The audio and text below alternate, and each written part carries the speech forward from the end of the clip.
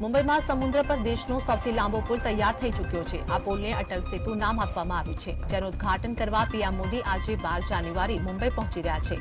આ કાર્યક્રમમાં મહારાષ્ટ્રના મુખ્યમંત્રી એકનાથ શિંદે પણ હાજર રહેશે। દક્ષિણ મુંબઈથી નવી મુંબઈને જોડતા દેશના સૌથી લાંબા દરિયાઈ પુલ પર વાહનો માટે ગાઈડલાઈન જાહેર કરવામાં આવી છે।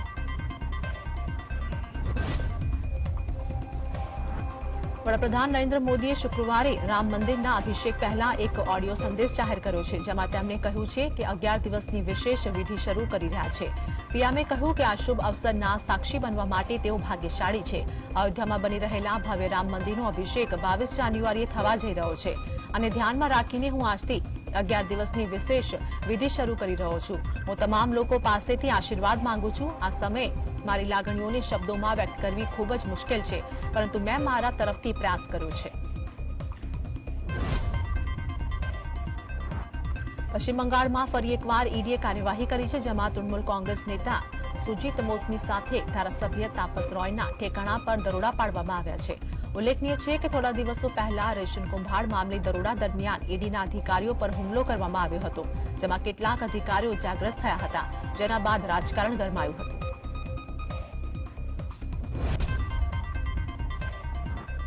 સંસદનું બજેટ સત્ર 31 જાન્યુઆરીથી શરૂ થશે। મોદી સરકારના બીજા કાર્યકાળનું આ છેલ્લું બજેટ સત્ર હશે।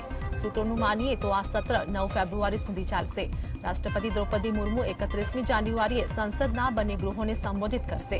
આ પછી 1 ફેબ્રુઆરીએ નાણામંત્રી નિર્મલા સીતારમણ વચગાળાનું બજેટ રજૂ કરશે। લોકસભા ચૂંટણીને ધ્યાનમાં રાખીને મોદી સરકાર આ વચગાળાના બજેટમાં મહિલાઓ અને ખેડૂતોને લગતી મોટી જાહેરાતો કરી શકે છે। દિલ્હી, એનસીઆર, પંજાબ, જમ્મુ કાશ્મીર સહિત ઉત્તર ભારતના ઘણા ક્ષેત્રોમાં ભૂકંપના ઝટકા અનુભવાયા હતા। ભૂકંપના આંચકા લાંબા સમય સુધી અનુભવાયા હતા। ભૂકંપ આવતા જ લોકો ઘર અને ઓફિસમાંથી બહાર દોડી ગયા હતા। કોઈ જાનહાનિના નુકસાનના સમાચાર પ્રાપ્ત થયા નથી।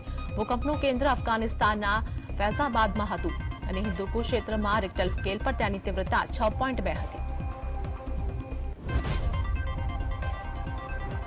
મણિપુરની સ્થિતિ વિશે વાત કરતા army chief general Manoj Pandey જણાવ્યું કે પ્રદેશમાં સુરક્ષા દળોને સ્થાનિક વહીવટીતંત્રને મદદરૂપ થવા માટે તૈનાત કરવામાં આવ્યા હતા। તો આસામ રાઇફલ્સ અને ઘણા અન્ય સુરક્ષા દળોની ટીમે હિંસાની સ્થિતિમાં સંયમ દર્શાવ્યો છે। જ્યારે ઉગ્રવાદી અને આતંકી સંગઠન તરફથી ઉશ્કેરણી કરવામાં આવે છે, ત્યારે અમે કાર્યવાહીમાં ખૂબ જ ધ્યાન રાખીએ છીએ, જેથી કરીને લોકોની જાનહાનિ વધુ ન થાય।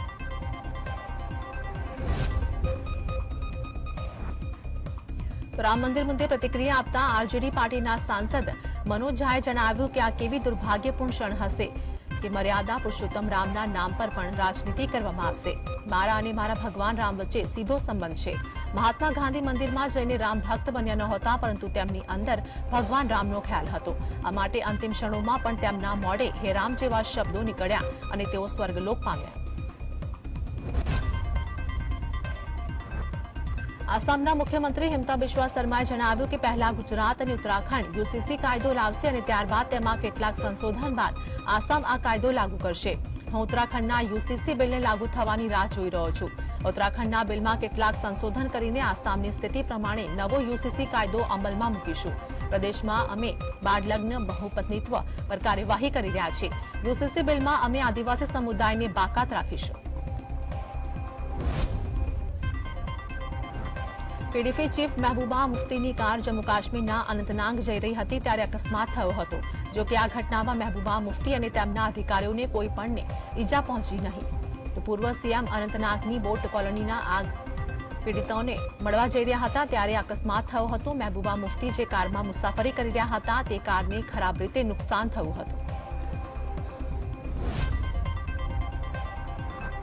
દેશમાં ફરીવાર કોરોનાના કેસમાં વધારો નોંધાયો છે। કેન્દ્રીય આરોગ્ય મંત્રાલય તરફથી જાહેર કરવામાં આવેલા આંકડા પ્રમાણે દેશમાં છેલ્લા 24 કલાકમાં કોરોનાના 514 કેસ નોંધાયા હતા, જ્યારે આ સમયગાળામાં કુલ 3 લોકોના મોત થયા છે। દેશમાં એક્ટિવ કેસની સંખ્યા વધીને 3400 પાર પહોંચી ગઈ છે। સૂત્રો પાસેથી મળતી માહિતી પ્રમાણે 11મી જાન્યુઆરી સુધીમાં દેશમાં કોરોનાના નવા વેરિયન્ટના કુલ 827 કેસ નોંધાયા છે।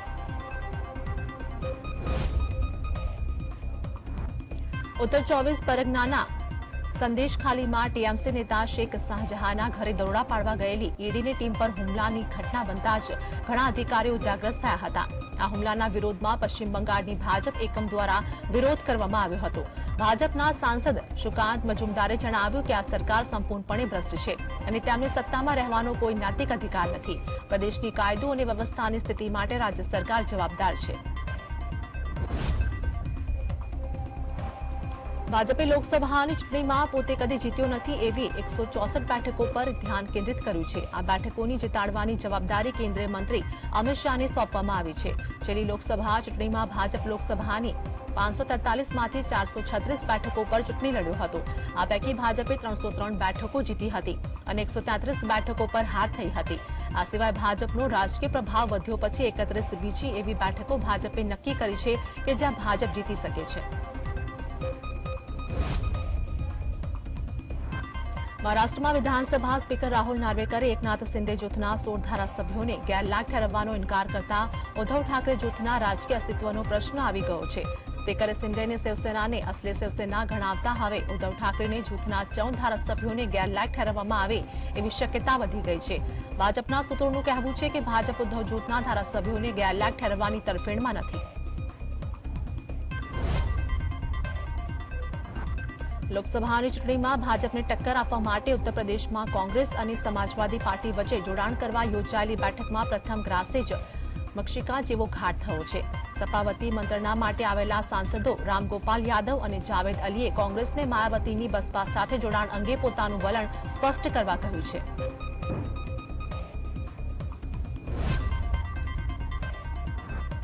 સાંસદ કાર્તિ ચિદમ્બરે ઇલેક્ટ્રોનિક વોટિંગ મશીન ઈવીએમ બરાબર હોવાનું કહ્યું. તેમાં તો કોંગ્રેસે તેમની નોટિસ ફટકારીને જવાબ માંગ્યો છે. કોંગ્રેસની શિસ્ત સમિતિના ચેરમેન કે.આર. રામાસ્વામીએ કાર્તિકને 7 દિવસમાં જવાબ આપવા કહ્યું છે. કાર્તિએ કહેલું કે પોતે 1996થી એજન્ટ તરીકે ઉમેદવાર તરીકે ચૂંટણી પ્રક્રિયામાં સામેલ થયેલા છે, તેથી તેમને ઈવીએમ અંગે કોઈ શંકા નથી.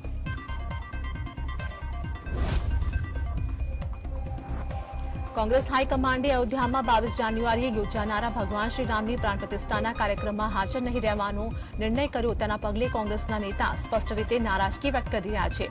કોંગ્રેસના નેતાઓનું કહેવું છે કે હાઈકમાન્ડે મહામૂર્ખામી કરીને ભાજપને મોટો મુદ્દો આપી દીધો છે.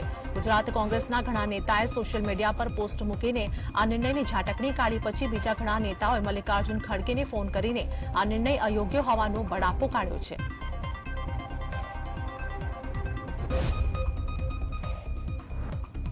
ઉત્તર પ્રદેશના મુખ્યમંત્રી યોગી આદિત્યનાથે જણાવ્યું કે 22મી જાન્યુઆરીએ રામ મંદિરના પ્રાણ પ્રતિષ્ઠા કાર્યક્રમના દિવસે 100 ચાર્ટર્ડ પ્લેન અયોધ્યામાં ઉતરશે. આ અમને અયોધ્યા એરપોર્ટની ક્ષમતા ચકાસવાની તક આપશે. ઉત્તર પ્રદેશને ચોથું આંતરરાષ્ટ્રીય એરપોર્ટ આપવા માટે હું પીએમ નરેન્દ્ર મોદીનો આભારી છું. અયોધ્યા એરપોર્ટનું ઉદઘાટન 30 ડિસેમ્બરે પીએમ મોદી દ્વારા કરવામાં આવ્યું હતું.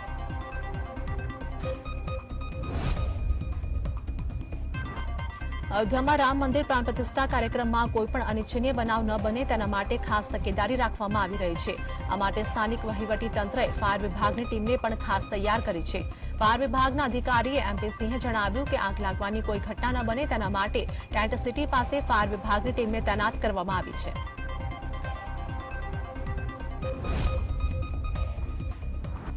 પૂર્વ વડાપ્રધાન લાલ બહાદુર શાસ્ત્રીની પુણ્યતિથિ નિમિત્તે બેંગ્લોરમાં કર્ણાટકના મુખ્યમંત્રી સિદ્ધારમૈયાએ તેમને શ્રદ્ધાંજલિ પાઠવી હતી.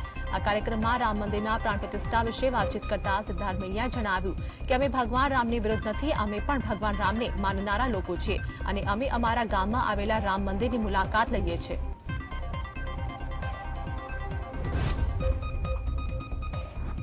રામલલ્લાની પ્રાણ પ્રતિષ્ઠા મહોત્સવને પગલે સમગ્ર દેશ ભક્તિના રંગે રંગાયો છે. ત્યારે વડાપ્રધાન મોદીએ ટ્વિટર પર એક ભક્તિભાવવાળી સ્તુતિ શેર કરી હતી. વડાપ્રધાન મોદીએ કહ્યું કે આ સ્તુતિ દરેક વ્યક્તિ ભક્તિમાં તલ્લીન કરવાવાળી છે. ઉત્તરાયણના તહેવારની ઘડીઓ ગણાઈ રહી છે. ત્યારે ઉત્તરાયણના અને વાસી ઉત્તરાયણના દિવસે એટલે કે 14 અને 15 જાન્યુઆરી અમદાવાદમાં મેટ્રો ટ્રેનની સમય ફ્રીક્વન્સીમાં ઘટાડો કરાયો છે. દર 15-12 મિનિટના અંતરે મળતી ટ્રેનો આ 2 દિવસ દરમિયાન દર 20 મિનિટે મળશે. તહેવારના દિવસે જાહેર રજા હોવાથી મુસાફરો મેટ્રોની મુસાફરી ઓછી કરતા હોય છે, જેને લઈને મેટ્રોના વહીવટતંત્ર દ્વારા આ મહત્વપૂર્ણ નિર્ણય લીધો છે.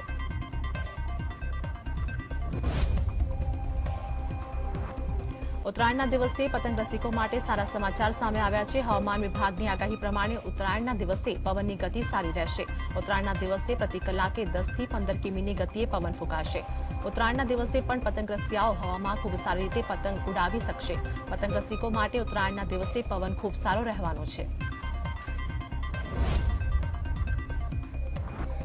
સુરત શહેરમાં રાજ્ય સરકારની જ્ઞાન સહાયક યોજનાના વિરોધમાં રોજ ટેટ અને ટાટ પર ઉમેદવારોએ જિલ્લા કલેક્ટરને લેખિત આવેદનપત્ર પાઠવી રાજ્યની સરકારી શાળાઓમાં શિક્ષકોની કાયમી ભરતી કરવાની માંગ કરી હતી। ટેટ અને ટાટની પરીક્ષામાં 78,000 જેટલા ઉમેદવારોએ પરીક્ષા પાસ કરી છે। આ ઉમેદવારોની પરીક્ષાના સમયે ક્યાંય પણ કહેવામાં આવ્યું નથી કે તેઓને જ્ઞાન સહાયક તરીકે લેવામાં આવશે।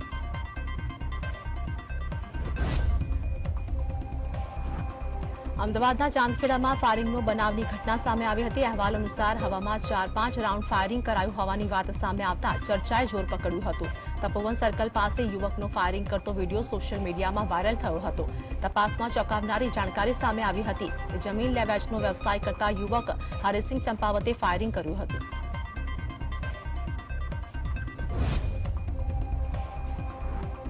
ફ્રાન્સ કબૂતરબાજી કેસમાં સીઆઈડી ક્રાઇમે 14 જેટલા એજન્ટો વિરુદ્ધ ફરિયાદ નોંધી છે। એટલું જ નહીં, આ કેસમાં એજન્ટોની માજાળ અમેરિકામાં પણ હોવાનું સામે આવ્યું છે।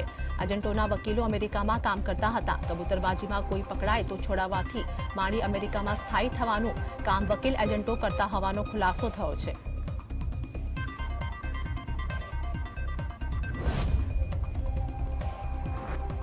સુરત શહેરમાં 17 જેટલી જગ્યા પરથી પાલિકાના આરોગ્ય અને ફૂડ વિભાગ દ્વારા નીરાના 21 નમૂના લેવામાં આવ્યા હતા, જે પૈકી 16 નમૂના ફેલ ગયા છે। તો એક અઠવાડિયા બાદ નમૂનાનો લેબ રિપોર્ટ આવ્યો હતો। નીરામાં 14% બ્રિક્સ પ્રમાણ હોવું જોઈએ, તેનાથી ઓછું પ્રમાણ મળી આવ્યું હતું।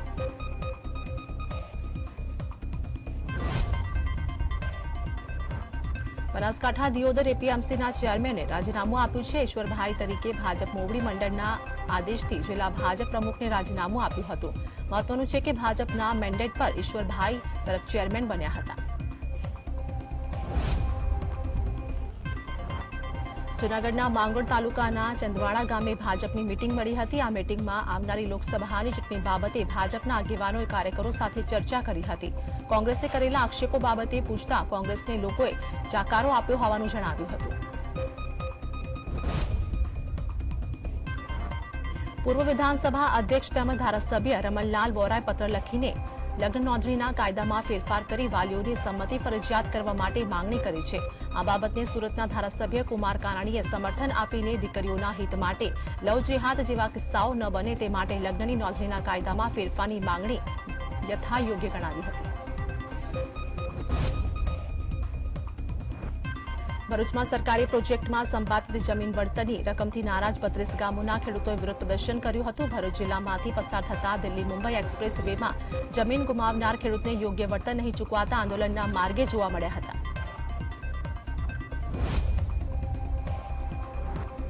અખિલ ભારતીય વિશ્વ હિન્દુ પરિષદના ધર્મપ્રસાર કેન્દ્રીય સહમંત્રી ધર્મેન્દ્ર ભવાનીનું વધુ એક સનાતન હિન્દુ માટે વિવાદિત નિવેદન સામે આવ્યું છે। આદિવાસી સંગઠનોએ કરેલા વિરોધ પ્રદર્શન અંગે પૂછતા તેઓએ બીટીપી બીટીએસના નામ સાથે આદિવાસી લોકોને ગુમરાહ કરતા હોવાનો આક્ષેપ કર્યો હતો।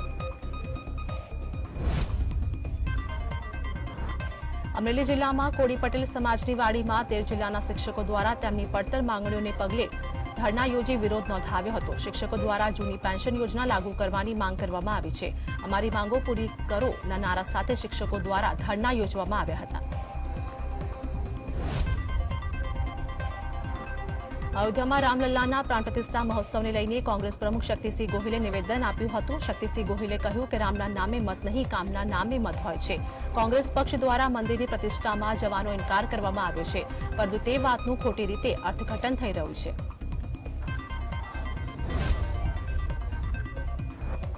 અમદાવાદમાં ઓલ ઇન્ડિયા મહિલા કોંગ્રેસના પૂર્વ પ્રમુખ નેટા ડિસોઝા દ્વારા પ્રેસ કોન્ફરન્સનું આયોજન કરવામાં આવ્યું, જેમાં તેઓએ કહ્યું કે 14 જાન્યુઆરીથી દેશહિત માટે ભારત જોડો ન્યાય યાત્રાની શરૂઆત થશે। ન્યાય બધા માટે મહત્વપૂર્ણ બાબત છે, પરંતુ ભાજપની સરકારમાં ન્યાય શબ્દ હલકો શબ્દ છે। દેશના લોકોની અપીલ છે કે આવો અને યાત્રામાં જોડાઓ। અમદાવાદ મહાનગરપાલિકાના બાકડા ફરી વિવાદમાં આવ્યા છે। સ્ટેન્ડિંગ કમિટીની બેઠકમાં બાકડાઓની ગુણવત્તા સામે ખુદ ભાજપના જ કોર્પોરેટરોએ ફરિયાદ કરી છે કે જે બાકડા તૈયાર કરવામાં આવ્યા છે તેની ગુણવત્તા યોગ્ય નથી। ફરિયાદ મળતા સ્ટેન્ડિંગ ચેરમેન દ્વારા બાકડાની ગુણવત્તાને લઈને વિજિલન્સ તપાસના આદેશ આપવામાં આવ્યા છે। સુરેન્દ્રનગર જિલ્લા કબડ્ડી એસોસિએશનથી ખેલાડીઓ નારાજ થયા છે। કબડ્ડી એસોસિએશન દ્વારા અન્યાય કરવામાં આવતા હોવાનો ખેલાડીઓએ આરોપ મૂક્યો હતો। સુરેન્દ્રનગર જિલ્લા કક્ષાની કબડ્ડીની રમતના સિલેક્શનમાં અન્ય જિલ્લાના રમતવીરોનું સિલેક્શન કરવામાં આવતા જ હોવાનો આરોપ મૂક્યો હતો।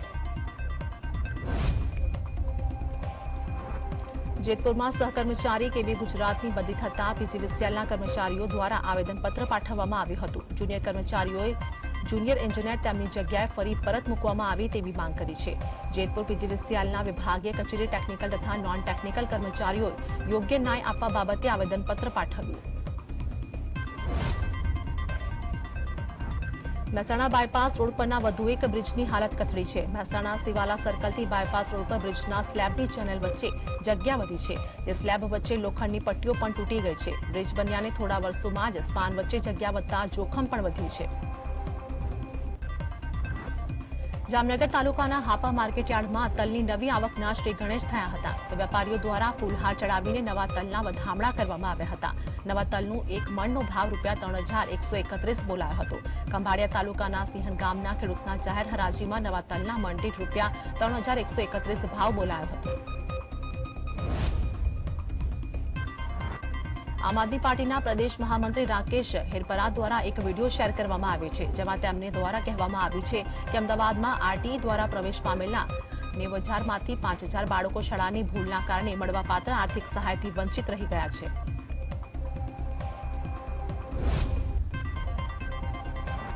રાજ્યમાં જાહેર હિતના ઓઢા હેઠળ થતી અરજીઓ સામે હાઈકોર્ટે લાલાંક કરી હતી. હાઈકોર્ટે કહ્યું કે વ્યક્તિગત કારણોસર કે અંગત સ્વાર્થ માટે જાહેર હિતની હુકુમતનો ઉપયોગ કોર્ટ કરશે નહીં. જાહેર હિતમાં કોર્ટ સમક્ષ આવનાર વ્યક્તિએ પૂરતી અને તમામ વિગતો કોર્ટ સમક્ષ મૂકવી જરૂરી છે.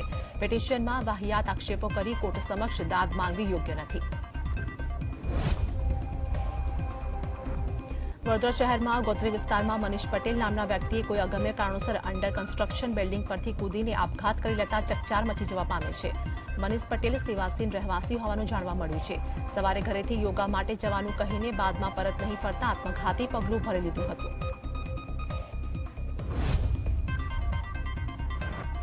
સુરેન્દ્રનગરના રતનપરના શખ્સનું હાર્ટ એટેકથી મોત થયું છે. વરસથી સિંધવ ચાલીને રણુજા જતા હતા તે દરમિયાન જેસલમેર નજીક હાર્ટ એટેક આવ્યો હતો અને તેઓનું મોત થયું હતું. સુરેન્દ્રનગરમાં પણ હાર્ટ એટેકથી વધતા મોતે ચિંતાનો વિષય બનતો જાય છે. સુરત શહેરમાં પતંગના દોરાથી યુવતીનું મોત થયું છે. મોટા વરાછા વિસ્તારની દીક્ષિતા ઠુમ્મર મોપેડ પર સવાર થઈને પસાર થઈ રહી હતી ત્યારે પુલના ઠાડ નજીક પતંગના દોરાથી દીક્ષિતાનું ગળું ઇજાગ્રસ્ત થયું હતું. જોકે સારવાર દરમિયાન યુવતીનું મોત થયું હતું. યુવતીના મોતથી પરિવારમાં ભારે શોકનો માહોલ ફેલાયેલો છે. કલ્યાણપુર તાલુકાના ભોપલકા ગામે વાડી વિસ્તારમાં 90 ફૂટ ઊંડામાં 45 વર્ષીય ધનુભા જાડેજા નામના વ્યક્તિ પડ્યા હતા. જેના માટે ખંભાળિયા ફાયર વિભાગની ટીમે પડકારજનક રેસ્ક્યુ હાથ ધર્યું હતું. કૂવામાં રાખેલા પોલ તૂટી પડતા અકસ્માતે ધનુભા અંદર પડી ગયા હોવાનું જાણવા મળ્યું હતું.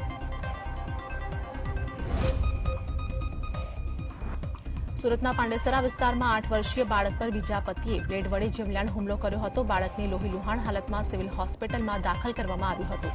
બાળકની ગળાના ભાગે ગંભીર ઇજાઓ પહોંચતા 13 ટાંકા આવ્યા હતા. પાંડેસરા પોલીસે ફરાર પતિ વિરુદ્ધ ગુનો નોંધી કાર્યવાહી હાથ ધરી હતી.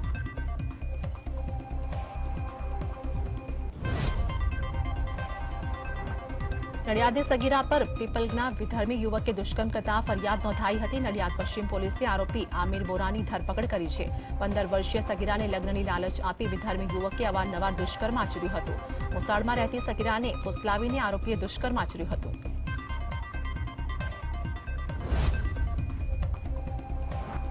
અંકલેશ્વરમાં સગીરાને લગ્નની લાલચ આપી શારીરિક શોષણ કરનાર નરાધમ યુવકને એ ડિવિઝન પોલીસે ધરપકડ કરી છે. ઉલ્લેખનીય છે કે એક પરિવારને ગાડી માટે ડ્રાઈવરની જરૂરિયાત હોવાથી પાડોશમાં રહેતા હિતેશ વસાવાને બોલાવ્યો હતો. જે દરમિયાન આરોપીએ સગીરાને પ્રેમજાળમાં ફસાવી લગ્નની લાલચ આપી સગીરા સાથે દુષ્કર્મ આચર્યું હતું.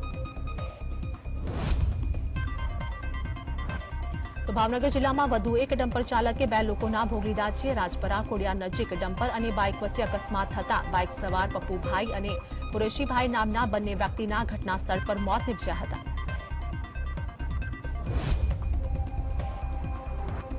ડાકોરના ઉમરેઠ રોડ ઉપર ટ્રિપલ અકસ્માત સર્જાયો. બિલેશ્વર મહાદેવ પાસે મારુતિ વાન, કાર અને રિક્ષા વચ્ચે અકસ્માત સર્જાતા 5 લોકો ઇજાગ્રસ્ત થતા તાત્કાલિક સારવાર માટે ડાકોરની સરકારી હોસ્પિટલ ખાતે ખસેડવાની ફરજ પડી હતી.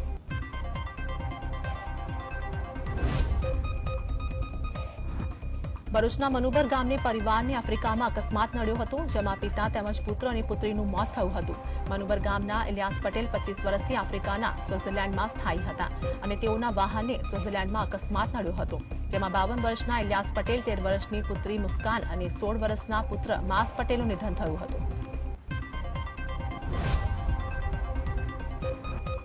સુરત જિલ્લાના મહુવાના ઉમરા ખાતે ફળિયામાં આવેલા ઝાડીમાંથી નવજાત બાળક મૃત હાલતમાં મળી આવ્યો હતો. અસહ્ય દુર્ગંધ આવતા સ્થાનિકોએ પોલીસને જાણ કરી હતી. રખડતા શ્વાન દ્વારા નવજાત બાળકને ખેંચીને લઈને આવતા હોવાનું અનુમાન લગાવવામાં આવી રહ્યું છે.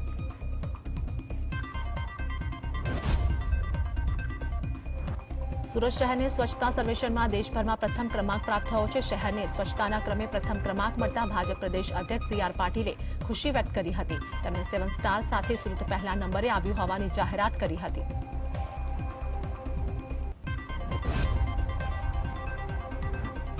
યાત્રાધામ પાવાગઢ ખાતે આજથી પાવાગઢ પરિક્રમા યાત્રાનો પ્રારંભ થયો છે. 2 દિવસ ચાલનારી 42 કિલોમીટર લાંબી પદયાત્રાનું આયોજન પંચમહાલ વહીવટતંત્ર દ્વારા કરવામાં આવે છે, જેમાં પાવાગઢના સ્થાનિક વેપારીઓ પદયાત્રીઓની સેવામાં જોડાતા હોય છે.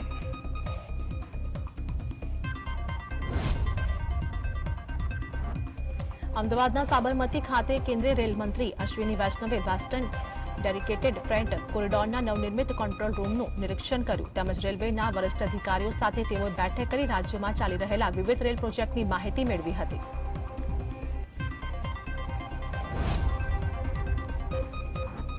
અમદાવાદ મ્યુનિસિપલ કોર્પોરેશન દ્વારા રિવરફ્રન્ટ ખાતે 11મા ફ્લાવર શોનું આયોજન કરવામાં આવ્યું છે, જેની મોટી સંખ્યામાં લોકો મુલાકાત લેતા હોય છે.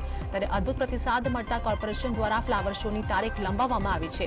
પહેલા 15 જાન્યુઆરી ફ્લાવર શોનો અંતિમ દિવસ હતો, જે બાદ 20 જાન્યુઆરી સુધી લંબાવવામાં આવ્યો છે.